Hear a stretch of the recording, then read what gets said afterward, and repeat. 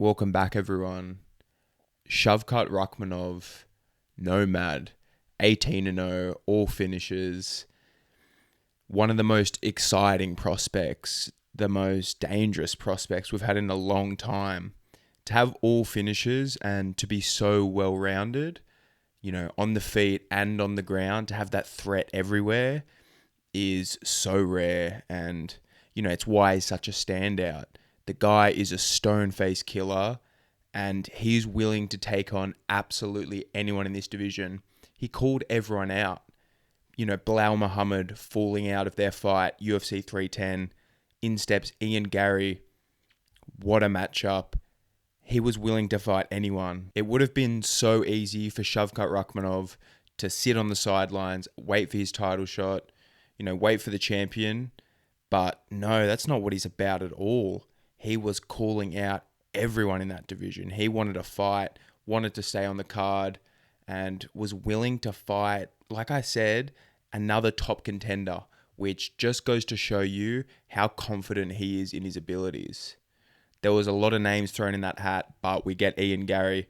All props to Ian Garry because he is taking on, like I said, a stone cold killer. Shavkat Rakhmonov, 6-0 now in the UFC. All finishes. The guy is running through everyone.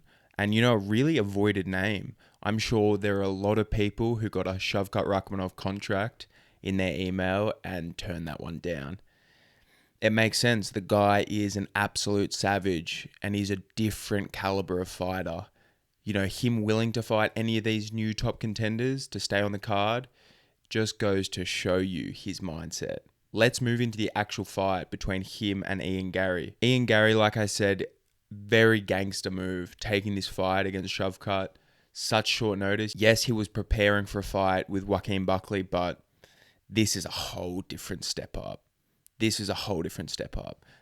guys have trained together as well, which just adds a whole nother layer. The fight itself, Shavkat Rakhmonov, I think his threat of the takedown is going to be what gives him success on the feet. Ian Garry, no matter what you think about the guy outside of the octagon, he can fight from a distance incredibly well. He has a really, really great range management. And I think he can have success here if he has a really smart game plan. But like I said, the threat of that takedown from Rakhmonov is going to change the tide. And even though Shavkat doesn't move his head a lot, I can see Garry landing here in the long exchanges. But I just think he has the ability to just push through the fire to make it a fight. What he did with Jeff Neal, he walked through that fire, beat Jeff Neal at what Jeff Neal is best at.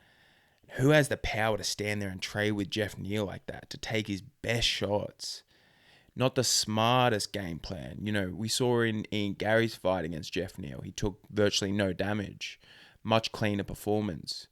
But what did the fans like watching more? Shavkat Rakhmonov, it just goes to show you how much hype he has. He doesn't even speak English. And the guy's fighting speaks for itself. He has so many fans, not only from that region, but like me, one of my favorite fighters. His abilities in there, how well-rounded he is everywhere the fight goes. I've been keeping my eye on this guy for a long time. And this is his most high-profile fight to date. Co-main event on a big pay-per-view against another undefeated guy who has a lot of hype on him as well. This is going to be a really interesting stylistic matchup. I think if Garry can get his kickboxing working, he can have success there. But if Shavkat takes him down, I don't think it's going to be competitive there. And I think if Shavkat can get takedowns, even if Garry's able to work his way back up to the feet, or, when the next round starts on the feet, if he can survive, I think the threat of that is going to let Shavkat work on the feet as well. Shavkat has really nice boxing, great straight shots, powerful in everything that he does. And Ian Garry's a bit more of that point fighter style. He has knockouts in the UFC, don't get me wrong, but much more based on accuracy and speed, timing than raw power. This fight is going to be interesting on the feet, but I just think Shavkat's going to run through him. I think Shavkat's going to finish this one as well and set up what is going to be one of the most anticipated title shots in welterweight history. Him versus Muhammad, if he can dust off Ian Garry, is going to be absolutely huge. It was huge no matter what. But the Shavkat train is going to keep rolling and gain even more momentum, even more speed with a win over another undefeated guy. He sent a pretty chilling message to Ian Garry as well. I'm coming for that 0. It's going to be a firefight. I just think Shavkat Rakhmonov, like I said earlier, he's just a different caliber of fighter. He almost reminds me of someone like Artur Beterbiev in the boxing world, you know. Just a stone cold Terminator. When he hits you, it's just different. These Eastern Europeans, man, they have a different blood running through them. So it's 18-0 versus 15-0. Someone's O has to go. And this is what makes the UFC so special.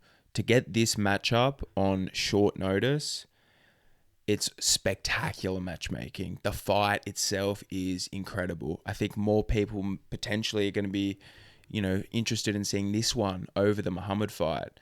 Not because there's no, you know, title on the line. That makes the Muhammad fight huge, but because who's in there and the styles that make this fight. The UFC making this one short notice not only speaks to the matchmakers, but to these two savages for accepting this fight on 3 weeks' notice, you know. To have the biggest fight in both of their respective careers, to do it on 3 weeks' notice. Tip my hat to both of these savages because this is going to be a huge fight in a really high-profile setting. Let's hear who sinks and who swims. I cannot wait. Let me know what you guys think about the matchup. I really would like to see, you know, how Ian Garry can win this because, like I've been saying, Shavkat is just a different breed of animal. And I think that's going to really show through on the fight night. But let me know what you guys think. Looking forward to seeing it all take place. If you could like, comment, and subscribe, I would really, really appreciate that. Thank you so much for joining me, and we will chat again soon.